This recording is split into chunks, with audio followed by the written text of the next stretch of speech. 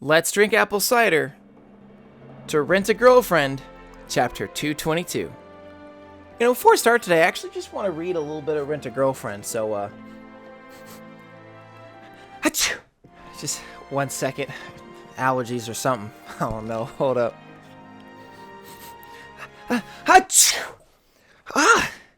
Goodness, this manga is allergic to truth.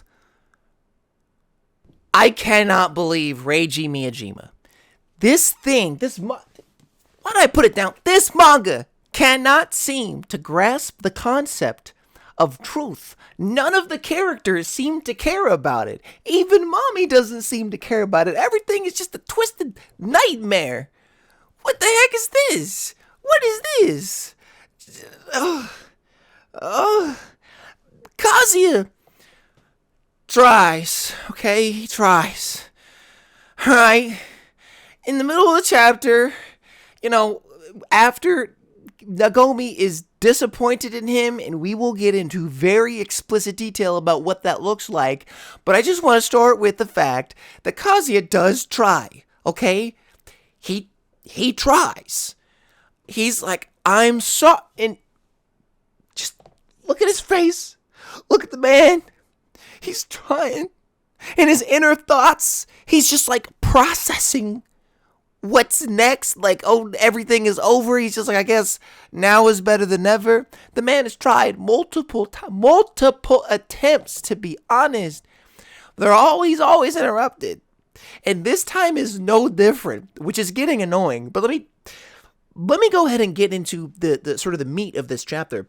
And in my opinion, that's the part where Nagomi is responding. Her response is the most important part of this chapter. It's not enough. It is not enough. What Mami does here in sort of destroying Mizuhara and Kazuya's reputation and all that type of stuff, it's just an extension of what we've already seen.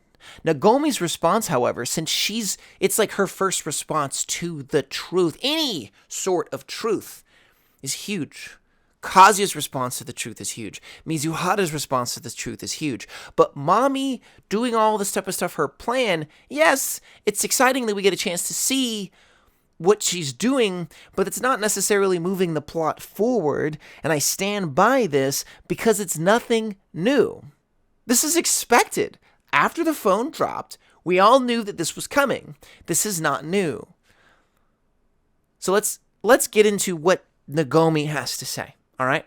So when Grandma says, enough, all of you, we know it's about to get serious, all right? We know this is crazy because Nagomi doesn't really talk like that. She's very fun, she's very friendly, she's very all over the place and kooky, but the word enough is like a we're done type of word, and the fact that she uses that, it honestly kind of breaks my heart, which it just gets shattered into a million pieces as I was reading, and you can see on the reaction. Oh, by the way, just sort of shameless plug. If you'd like to see my reaction to chapter 222 of Rent a Girlfriend, it is actually going to be available on Patreon. If you click the link below in the description, you will be able to get access to that for as little as $1 a month. And I'm going to post pretty much my reaction to every chapter of Rent a Girlfriend going forward to Patreon, along with some behind-the-scenes work. Just if you join that Patreon page, you're going to be able to get some really cool stuff coming your way. And join the 4 who have already joined. So I'm going to be giving them a shout-out at the end of the video. Thank you very much, guys. Now back to the content. The second thing that Grandma says is as follows. Kazuya, I want to hear this from your own mouth.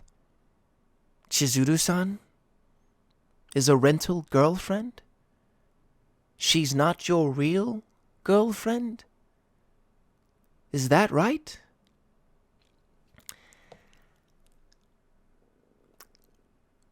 What makes this statement particularly sting for me is when she says, I want to hear this from your own mouth. That's like a very parental-like response. Now, my grandma passed before I literally had like 2 hours with her before she passed. So when she died, I was just like, oh. But it reminds me of, not that I'm some heartless guy. Don't give me that look. It's just that I didn't really get a chance to know her that well. Anyways, we're talking about Kazuya. He, if my mom, said, hey, I don't want to hear this from anybody else. I want to hear it from you. I want you to take responsibility for what's going on here. I'm getting an idea that I've been lied to, but I don't want to hear it from anyone else except my own flesh and blood. That is who I want to hear this from. Talk about being called out. Talk about really hard, like a moment that is really hard to make eye contact with someone that you know loves you and that you love. Just think about the positive relationship that Kazuya has with Grandma Nagomi and the way that she's looking at him now. I don't know if I would be able to live with this look and get away with trying to tell some sort of lie. Now, here's the next thing she says. She says, it's been 1.5 years since we met. And just recently, I'd finally managed to shake the feeling that she was too perfect to be Kazuya's girlfriend. I was talking with some guys on Discord.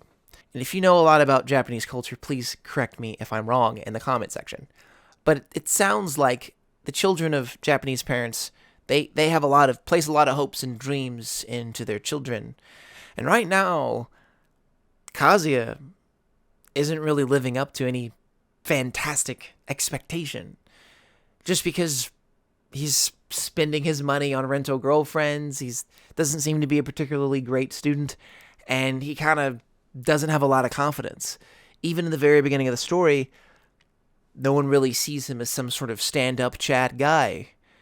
He's just a schmuck. And I can't imagine how devastating it would be to think that your son, or your grandson, who's, tried so many times to succeed in life, to date and all this type of stuff, and he's just been rejected and he's failed over and over. And finally, the one thing that you think your grandson can do is sort of revealed as a lie? That's painful right there. Reading this chapter and reading Nagomi's words, it was just painful to read. I thought it would have been this, finally, out those bastards. It's just felt like it was so painful to read. It wasn't a glorious moment. And Mizuhara's face here is especially devastated. Even if you think that serves are right, you're the one who lied, you're the one who did this, serves them right, they suck, da-da-da-da. I can't help but feel empathy for Mizuhara here. Just imagine, even if it's not your business, even if Kazuya was just completely a client to Mizuhara, imagine watching someone that is a human just like you, they have their reputation be driven into the ground in front of you. You just watch someone else get devastated. And you know you have a piece to play in that. Even though it's not your fault, you're just doing your job. Just imagine watching another person go through such pain who never intended you any harm. That's what this face says to me. And I think it would be hard to witness this. When Mami starts ripping everyone a new one, Mizuhara, Kazuya, it seems like she's using the truth to manipulate the situation, to this grand reveal that we've all been waiting for, right? We've been waiting for the devious Mami to finally tell the truth. Finally! But I was very disappointed. And let me explain. It's because basically she's throwing a tantrum She looks like a big baby just whining. It's all about context. If she had done this in private, or if she had, I don't know, somehow planned it that the Kinoshita family was like going to visit a restaurant while Mizuhara was meeting up with her date, like that would have been really clever. You know what I mean? But just look at how dramatic her face is here. Oh, I couldn't believe it. Oh, and I can't hold it anymore. And it's just so horrible. And they're so bad. And Mizuhara did this. And Kazuya. Oh. You're literally the one who set this up. Why are you acting like a baby? Like you're an adult. Why are you at this public place where everyone can see you and you do it in front of all of his friends, all of his family, mom, dad, grandma Nagomi, and Mizuhara and Kazuya themselves, and you're what? Yelling and making all these dramatic expressions? Like, I'm not buying it. Like, it's not clever. It's dumb. Like, this could have been done with so much more emphasis if it was like, oh, Mizuhara's caught in the act, or like literally anything else other than just throwing a tantrum. Or she could have just put it on the spot. So, Kazuya, what do you have to say for yourself? So, Mizuhara, what do you have to say for yourself? Could have been interesting. But no, she decides to throw a bloody tantrum. So, what I have been missing from this chapter is the truth. I wanted more from Nagomi. I wish Kazuya would have said something. I wish Mizuhara would have said literally a single word. But we get nothing. So I was disappointed from this chapter. But, I feel like a lot of people might enjoy this chapter. We're getting progress. We're getting something. We're getting somewhere. And Mami's outing them or whatever. But it's done in a really stupid way, in my opinion. And I'm not here for it. Maybe next week, in chapter 223, we'll get something a little bit better. But anyways, thank you so much for watching. And like I said, if you would like to catch my reaction to chapter 222, you can click the Patreon link in the description, and you'll be able to see it. It's unedited, very raw, as well as some behind-the-scenes content coming up soon. Thank you so much for watching. I really appreciate y'all's support. I will have a 10,000 subscriber special coming at some point. I'm getting close to 11, so maybe it'll be an 11,000 subscriber special. But anyways, thank you guys so much, and I will see you guys next time. Let's get it. Here we go. It's time for that trash type beer. Let's get it. Hey guys, I just want to give a big shout out to my 2 new patrons, Jackson and Jeremy. Thank you so much for the support. I hope you enjoy the reaction and all the future content that's coming exclusively to Patreon.